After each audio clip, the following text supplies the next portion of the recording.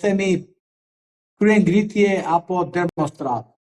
Dhe kështu që duke marrë shkas nga fakti që prokuroria nuk ka arritur dot të menaxhojë një situatë të cilën ajo e ka si detyrim ligjor, pra kur them menaxhoj, kam këtu parasysh fakti që nuk ka pyetur organizatorët e kësaj proteste. Ajo protest nuk lindi dhe përfundoi në 21 janar. Ajo protest ishte organizuar më parë, ishte financuar më parë, ishte ideuar më parë, kishte patur zhvillime para datës 21 dhe në kuptim të kësaj duhesh hetuar që të zbardhim një ngjarje i nderuar, kriminale, padyshim duhet bërë hetime të thelluara. Hetimet e thelluara bëhen në të gjitha drejtimet. Në rastin konkret, hetimi i thelluar do të thotë që a ishte ajo një kryengritje, a ishte ajo një e ideuar për të rrëzuar rendin kushtetues, pastaj të shkojmë tek viktimat dhe tek ata që kanë përgjegjësi penale ose përgjegjësi ligjore për të mbrojtur institucionin dhe për një arsye të caktuar shkaktuar viktima. Pra, e bëra këtë rezume për të thënë që zoti Meta, si një njeri përgjegjshëm dhe një shtetari i këtij vendi, pasi ka administruar këtë vend, këtë shtet në shumë funksione të larta publike, mendoj se është të drejtën e tij që të flasë përpara publikut gjërat pa thëna dhe arsyet pse flet tani dhe nuk ka folur më parë.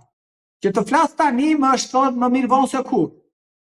Dhe që flet tani ka pritur, ka heshtur për të parë reagimet e prokurorisë, pse jo edhe të gjykatës dhe të gjithë faktorëve politik në vend që kanë detyrimin ligjor dhe moral që duhet të dëshmojnë për çfarë ka ndodhur në 21 janar të vitit 2011. Padyshim që zoti Meta tashmë është në një moment thjellimi, sepse zoti e solli që ai të jetë në këtë pozicion që ndodhet, i izoluar pra, dhe kur je në këtë pozicion padyshim të vinë edhe mendimet në mendje, je më i qartë, je më i qetë dhe padyshim më i kthjellët për të sjellë në vëmendje shumë data, ngjarje, personazhe të politikës për të cilën ti i ke patur në krah, i ke patur armiq apo i ke patur miq, apo kundërshtar, apo diçka tjetër. Kështu që mendoj se është një moment mase dhe reflektimi ky nga ana e zotit Meta, reflektimi në kuptimin jo se ai është fajtor, por reflektimi të mendimeve të tij dhe padyshim kjo i bën mirë hetimit dhe ndihmon organin e akuzës që të thellojë hetimet dhe ta zbardhë këtë ngjarje në të gjithë dinamikën e saj. Avokata, po mendon zoti Meta që të shkruajë një libër për gjithë, po themi, këto ngjarje që kanë ndodhur në Shqipëri, ku ai vetë ka qenë dëshmitar? Shiko, zoti Meta bjet që është një i burgosur i marrë peng. Mënyra e arrestimit, akuza pa akuza, një vit e gjysmë në paraburgim çështja s'ka kaluar në gjykim, mbajtja aty në paraburgim për te japateve, tregon dhe vërteton dhe një herë që shteti së drejtës së Shqipërisë ka rënë dhe padyshim në të gjithë këtë afat kohor dhe në të gjithë këtë çfarë po ndodh ndaj tij, ai është më se i bindur dhe i kristalizuar në mendim që ndaj tij është bërë një gjueti shtrigash nga mafia shqiptare dhe mafia ndërkombëtare, qofshin këta politikan, ambasadorë kështu me radhë.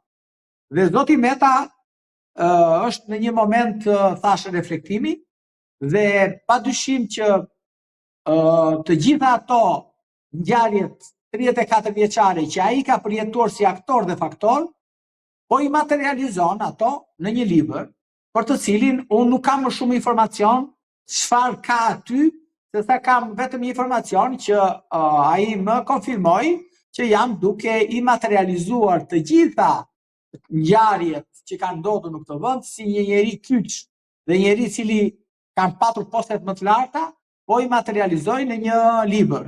Dhe besoj se është mirë që këto kujtime padyshim janë subjektive, nuk diskutohet, por i bëjnë mirë edhe publikut, i bëjnë mirë dhe historisë, të jo, dhe të dalin në dritë, çdo të hedhë dritë mbi ngjarjet të cilët ndoshta janë dhe enigm dhe janë të pasbardhur akoma.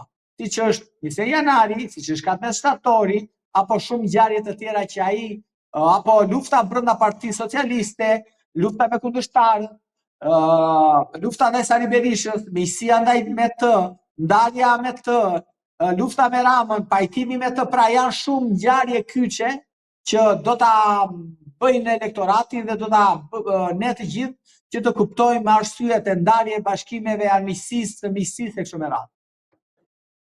Por jo vetëm kaq, ai aty do hedhë edhe shumë ngjarje të tjera që janë diskutuar në rrethe shërbimesh sekrete, por pse jo edhe ambasadorësh e kështu me radhë. Kështu që do kemi, ai libër do na hapi një horizonte të reja për të kuptuar Shqipërinë e këtyre 34 viteve. Ka pasur mjaft debate lidhur me një vizitë të vajzës së Donald Trump, Ivanka Trump, në Vlorë, e më shumë debate ka pasur lidhur dhe me qasjen që zoti Rama ka pasur, po themi, ndaj vizitës së saj, ku ai vajti në Vlorë, e takoi në Vlorë, pastaj vajza e Donald Trumpit erdhi në Tiranë, e takoi në Tiranë. E më pas ka pasur dhe një justifikim lidhur me mosprezencën e tij në Davos, ku edhe unë shkrua, po themi, marrëveshje për portin e paqes, ku ndër të tjera i pari që pranoi këtë ftesë Donald Trump ishte zoti Rama, e megjithatë ai nuk u gjende aty që të firmoste këtë marrëveshje. E justifikimi ishte se ai ndodhej në Shqipëri për të pritur vajzën e Donald Trump me bekimin e Donald Trump. Si e gjykoni gjithë këtë proces dhe gjithë këtë justifikim të zotit Rama?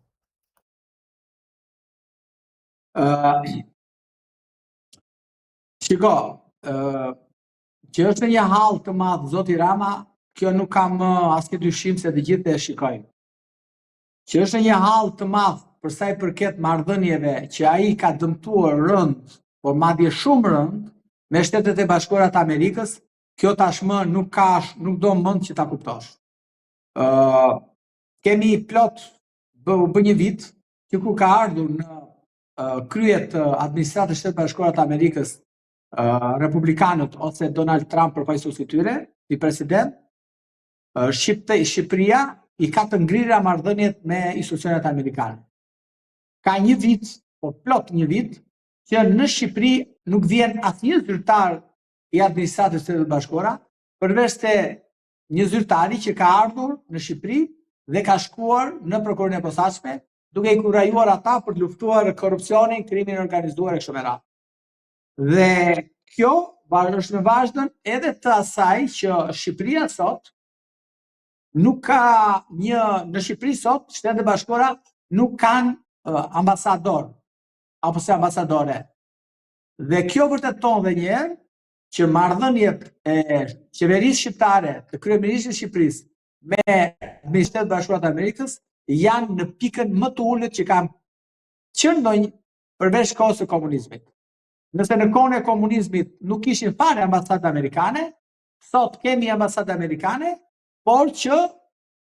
ose marrëdhënie, por që nuk bashkëpunojnë me qeverinë shqiptare. Kjo nuk ka mend për ta kuptuar. Zoti Rama, zonja Ivana Trump erdhi në Shqipëri dhe nuk është herë e parë që vjen, nuk është herë e parë.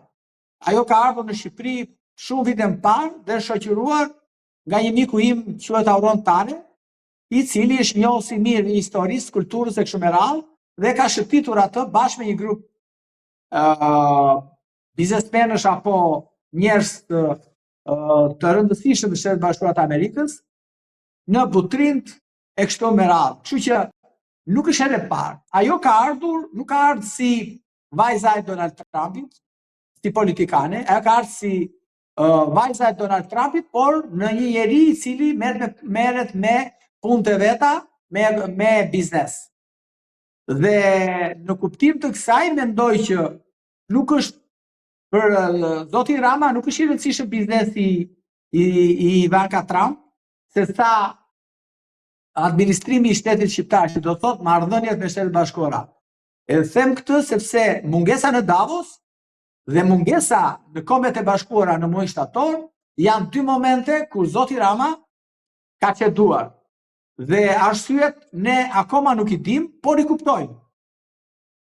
Dhe mendoj se kjo kamuflimi ose propaganda që ai hodhi në publik se unë shkova në Davos, atje ku do firmosej bordi pjesëmarrësit në bordin e paqes, dhe ndënja sepse unë në babait më tha ndënja me çupën, sepse na çupa i kërkojnë, ai çupa e tij ishte minorene dhe do ta kapni në Shqipëri dhe do t'i bëni gjë çupës së tij. Tani, më fal, kjo është të fyesh inteligjencën tonë. Është të fyesh inteligjencën e njerëzve që kanë dy pare mend në kokë në këtë vend, jo atyre të indoktrinuarve, që cilët besojnë çdo budallëk dhe idiotlëk që thotë Rama, dhe të paktën të njerëzve që kanë dy pare mend nuk besohet kjo histori. Nuk ishte nevojë zonja Trump, sepse ajo kishte ardhur me investitor, kishte ardhur me njerëzit të cilët të enturazhit ose njerëzit që ajo punon, dhe s'kishte nevojë fare për kryeministrin. Çfarë do i bënte kryeministri asaj? Çfarë i bëri? Asgjë. Apo jo.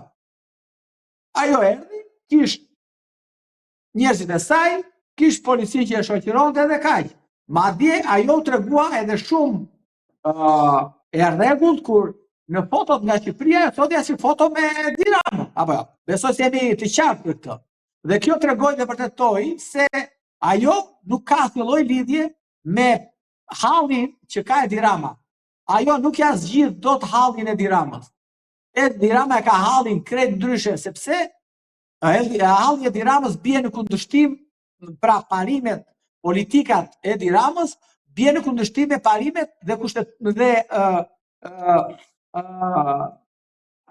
mund të themi jo hallet, por parimet që kanë ata për një shtet të konsoliduar, një shtet ku mos të bizotroj mafia, mos të mërzoj trafiku, mos të bizotroj korupcioni e kështu me radhë. Pra, administrata e Shtetit Bashkuar të Amerikës në çdo moment që kanë uruar shqiptarët, qofshi kjo edhe për 28 nëntorin, nuk kanë përmendur fare, po fare qeverinë apo presidencën, por kanë përmendur institucionet rizbatuese dhe populli shqiptar. Dhe kështu që nuk ja zgjidh dot të hall Edi Ramës, as ardhja e Ivanka Trump, as ardhja këtu e Richard Grenell.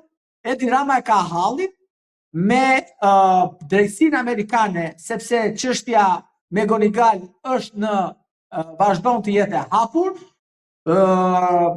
Nuk është herë e parë që zoti Rama abuzon me shtetet pra me shkel ligjet amerikane. Është hera e disajt, sepse herën e parë i shkelin 2010 apo 2011 ku u deklaroi si gruaja e Bilalit, dhe Bilali u dënua dhe gruaja e tij nuk u dënua për shkak sepse ishte në Shqipëri. Hera tjetër ishte me Gonigalin, për të cilin ai bëri ato afera dhe qokat e tij, ku korruptoi numrin 2 të shërbimit inteligjent ose shërbimeve lizbatuese amerikane siç është FBI. Kështu që zoti Rama nuk ja zgjidh dot hallin as Ivanka, as ty të bëj dadon që të bëj dhe dadon e Ivankës, as të bëj jusmeqarin e Ivankës. Kështu që Edi Rama ta zgjidhja hallin e tij me mënyra të tjera dhe jo me Ivankën. Ishte parashikuar që të kishte një mbledhje të Këshillit Mandateve lidhur me kërkesën e SPAK-ut për heqjen e imunitetit të Belinda Ballukut që t'i hapi rrugë më pas arrestimit të saj. Por duke se Këshilli i Mandateve nuk po vendos që të marrë një vendim lidhur me këtë çështje, duke e shtyrë mbledhjen pa afat. Si e gjykoni këtë mos vendim të Këshillit Mandateve dhe mbi të gjitha, si e gjykoni një mos vendim të gjykatës kushtetuese lidhur me ngërçin e kompetencave mes kryeministrit dhe SPAK-ut? Shiko, duhet të kuptojmë diçka nga kjo telenovel, sepse tashmë çështja e Belinda Ballukut është futur në një kazus të filmave me telenovel. Dhe kjo jo pa qëllim. Kjo ka një qëllim për ta zbeur dhe për ta minimizuar këtë çështje. Që në fakt kjo është çështja më e madhe korruptive që ka ndodhur këtij vendi që në të gjithë ekzistencën e tij. Në të gjithë ekzistencën e tij nuk ka patur afera më të mëdha korruptive të shpërdorimit të parave publike, të buxhetit dhe të buxhetit të shtetit, të cilët mbushet me taksat e shqiptarëve të varfër, mbushet me taksat atij fermerit, atij blegtorit, atij marangozit, atij kpucarit, atij derisa vin tek ne avokatët. Problemi qëndron që nëse gjykat ne do kishim një gjykat kushtetuese të përgjegjshme, do kishte marrë vendimin, do kishte marrë një vendim të cilin do të kishte dhënë një zgjidhje përfundimtare dilemës pranenit 242 të kodit procedurës penale që ka vendosur gjykata e shkallës së parë, gjykata e posaçme e shkallës së parë për pezullim të zonjës Balluku, do ta kishte zgjidhur këtë sepse gjykata kushtetuese prandaj ishte aty që të zgjidhë ngërçet kushtetuese dhe nuk do ta lejonte në asnjë moment që qeveria dhe kryeministri të zvarrisin një çështje. Por duhet të kuptojmë të saksoj diçka. Ne duhet të ndajmë çështjen që është në gjykatën kushtetuese dhe kërkesën e prokurorit të posaçëm për heqjen e mandatit të imunitetit. Në gjykatën kushtetuese gjykohet nëse vendimi i gjykatës së shkallës së parë dhe neni 242 për të cilin ajo është referuar janë brenda kornizës kushtetuese ose jo. Pra pezullimi është i drejtë ose jo. Ndërkohë që në komisionin e mandateve ne po gjykojmë, po më saktë ne, në fakt SPAK-u, po ne po shikojmë që po kërkohet për të gjykuar ai komision, sepse gjykim po bëhet aty, nëse duhet të hequr mandati i deputetit ose jo. Pra janë dy gjëra krejt të ndryshme. Kërkesa për heqjen e mandatit të deputetit dhe kërkesa që ka bërë në gjykatën kushtetuese zoti Rama në cilësinë e kryeministrit për pezullimin. Dhe unë nuk shikoj këtu asnjë lloj ngërçi dhe nuk shikoj këtu asnjë problem që duhet patjetër të marrë një vendim gjykata kushtetuese që ne të mbledhim komisionin e mandateve. Janë dy gjëra krejt pa lidhje njëra me tjetrën. Flasim nga pikpamja juridike. Kështu që këto artificat, këto lloj mund të themi kërkesa ligjore që bën Partia Socialiste që të shprehet një gjykata kushtetuese pastaj do mblidhet komisioni mandateve janë jashtë logjikës juridike. Padyshim brenda skenarit politik që intereson Partinë Socialiste. Kështu që jemi në këtë kuadër. Jemi përballë pengimit të hetimit që po bën prokurori posaçëm ndaj zvës kryeministres. Dhe masja e sigurisë nuk ka lidhje fare me masën që ka vendosur gjykata për pezullimin nga detyra. Kështu që kjo është që duhet të sqaruar për të gjithë qytetarët. Avokat, si e shikoni këtë përplasje me SPAK-ut dhe qeverisë? Mendoni se do fitoj qeveria apo ka gjasa që SPAK-u ta fitoj luftën dhe të shkohet drejt arrestimit të Ballukut? Shiko, kjo nuk është luftë në kuptimin do bëjnë boks apo do bëjnë luftë me armë apo me forma ndryshme. Kjo është betejë do nxjerrin në pa sa të fortë dhe të pandikuar janë prokurorët në kryerjen e misionit të tyre kushtetues. Pra, nëse ata janë të shantazhueshëm ose jo. Sepse nëse ata do heqin dorë nga kërkesat e tyre për heqjen e ose nuk do t'i shkojnë në fund një hetimi ndaj zëvendësve kryeministrit, kjo tregon edhe një herë që ata janë të shantazhueshëm. Unë mendoj që kjo është një betejë e cila do të tregoj dhe një herë se sa e vlefshme dhe sa funksionoi reforma e ashtu quajtur reforma drejtësi. Do të tregoj integritetin dhe moralin e prokurorëve dhe padyshim pastaj do të tregoj, do na nxjerrë në pa edhe fuqinë e ndërkombëtarëve, ndikimin e tyre, sepse ata janë garantët të cilët na garantuan ne, morën përsipër që ne bëm të gjithë këtë reformë dhe ne kemi dhënë parat tona të taksa paguesve tanë dhe ne do t'u japim një suport atyre për luftën kundër korrupsionit te krimit të organizuar. Unë mendoj se kjo betejë është betejë, do jetë betejë në vijim, nuk përfundon as kur gjykata kushtetuese të shprehet dhe as kur gjykata, Komisioni i Mandateve mos ja heqi mandatin Zoës Balluku. Unë jam i bindur, sido që të marrë vendimi gjykata kushtetuese, Komisioni i Mandateve, Këshilli i Mandateve nuk ja heq imunitetin zonjës Balluku. Heqja e imunitetit të zonjës Balluku është sikur i ke hequr imunitetin zotit Rama. Pra, zonja Balluku është syri dhe veshi dhe mendja e zotit Rama.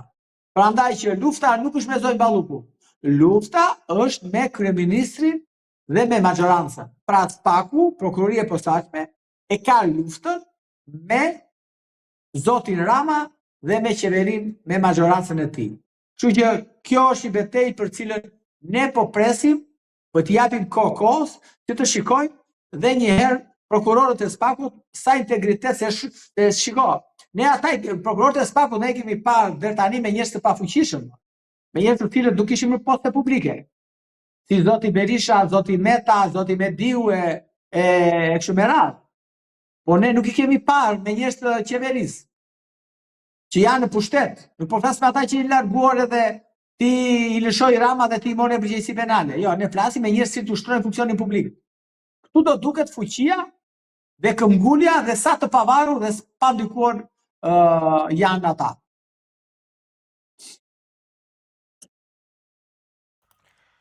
Avokat, kemi pasur protestat të Partisë Demokratike dhe opozitës shqiptare në fakt. Si e keni parë nisjen e këtyre protestave dhe është diskutuar shumë edhe kalimi i policisë së shtetit në atë çfarë quhet, po themi, përgjigje në mënyrë proporcionale ndaj protestuesve? Shiko, protestat në demokraci janë normale. Pa dyshim që unë kam mendimin tim që Shqipëria nuk është më një vend normal, demokratik. Shqipëria tashmë ka kaluar në autokraci. Në një vend ku gjithë pushtetet janë të centralizuara, unë nuk besoj se quhet më demokraci. Në një vend ku prokuroria kërkon të hetoj një ministër dhe ti nuk i jep lejen, unë nuk mendoj se është më demokraci apo jo. Kështu që në demokraci protestohet për gjëra krejt ndryshe. Pra, nëse kemi parë europianët të protestojnë, kemi parë protestojnë për çmimet, kemi parë protestojnë për pensionet, kemi parë të protestojnë për grekët, për bujqësinë, për fondet e bujqësisë, pra për mirëqenie. Në Shqipëri nuk bëhet këto lloj protesta. Në Shqipëri bëhen protesta dhe duhet bëhen në fakt sepse ka rënë shteti së drejtës. Dhe në një vend që ka rënë shteti së drejtës dhe gjithë pushtetet janë grumbullohen dhe administrohen nga një individ, mendoj se duhet kaluar, nuk duhet quhen me protesta, duhet bërë demonstrata deri në kryengritje. Padyshim që policia në protestën e fundit kaloi çdo limit e një policie demokratike. Unë nuk e di se nuk kam qenë në protest, por me tha unë pash që është hedhur në mënyrë jo proporcionale, është përdorur gazi lotësiellës apo ujë me piper apo lëndë të tjera, djegëse, të cilët kanë dëmtuar qytetarët dhe ju gazetarët, kanë dëmtuar edhe qytetarët të cilët nuk ishin pjesë e protestës, por ishin në hallin e tyre. Janë arrestuar njerëz të cilët pa lidhje me protestën, por edhe nëse do ishin lidhje me protestën, s'ka pse të arrestohen. Të bëjnë protesta në Greqi dhe kudo, por nuk shikojmë të arrestohet njeri, sepse fundit ajo është një revolte brëshme i qytetari i cili do protestoj, por të përdorësh gaz lotësjellës të skaduar në vitin 2023, para 2 apo 3 vitesh, tu a lëshosh qytetarëve, kjo nuk është gjë tjetër, është për mua është vetëm një akt terrorist. Është akt terrorist të cilin këta e kalojnë si pat keq. Poni ministria dje dëgjova pak në kuvend ku ajo e mohoi këtë fakt, ku ajo po përdorte një gjuhë krejt të pavënd dhe jo një gjuhën e një njeriu e një ministri normal, ku ajo policinë e shtetit po lëvdonte për atë që kishte bërë. Nuk mendoj se policia duhet lëftuar për atë që kishte bërë, sepse qytetarët, ne po diskutojmë sot 21 janarin, padyshim nuk ishte të vrarë aty, po ka njerëz të sëmurë. Dini që ai gazi i skaduar të shkakton sëmundje të pa shërueshme, që nga lëkura po deshetu nga sytë e kështu me radhë. Ato janë sëmundje që njeriu vdes ngadalë. Nëse janar u goditën me morën plumba dhe vdiqën aty, ajo gazi lotësjellës i bëj që të vdesin njerëzit në masë ngadalë. Dhe ti të kupton pse ke ndërruar jetë. Dhe kjo është ajo për të cilën mendoj se ajo protestë ditës së shtunë u sulmua, u shua me forca, mund të themi, i qofshin këto edhe paramilitare po deshet ju, sepse aty kishte civil që nuk dihet çfarë ishin policë apo ishin pjesë punojnës së administratës ose institucioneve të administratës, dhe mendoj se kjo nuk është gjë e mirë kur ti fut trupa paramilitar si në Iran, sepse vetëm në Iran futet garda kombëtare për të vrarë edhe për të shantazhuar ose dëmtuar protestuesit. Kjo është panorama e asaj proteste që është një protestë që një sjellje që s'ka asnjë lidhje me një vend demokratik. Por ne protestuesit gjithë botën thyejnë, në protestet gjithë botën qëllojnë, por protestuesit në të gjithë botën hedhin sende. Por në asnjë vend të botës nuk kemi parë që të përdoret gazi lotësjellës në mënyrë jo proporcionale, në mënyrë të pakuptim, në mënyrë që s'ka nevojë. Kjo është e gjithë. Kemi parë në mes të Brukselit, ku zvetorët të mbushur me ujëra të zeza ja hedhin institucioneve shtetërore. Qoftë ky edhe Parlamentit Evropian, institucioneve të BE-s, dhe askush nuk merr gazin lotësjellës tua hedhë atyre. Askush nuk kemi parë. Kemi parë protesta edhe në Greqi këtu afër. Ka bllokuar rrugët. Edhe nuk ka shkuar policia me gaz lotësjellës, ka bllokuar rrugët, trafiku ka prishur çdo gjë. Dhe nuk ka shkuar policia me gaz lotësjellës, as me ujë me të helmuar. Kështu që unë mendoj se ajo policia tregoi edhe një herë që nuk është polici për qytetarët, por është polici politike për të mbrojtur pushtetin.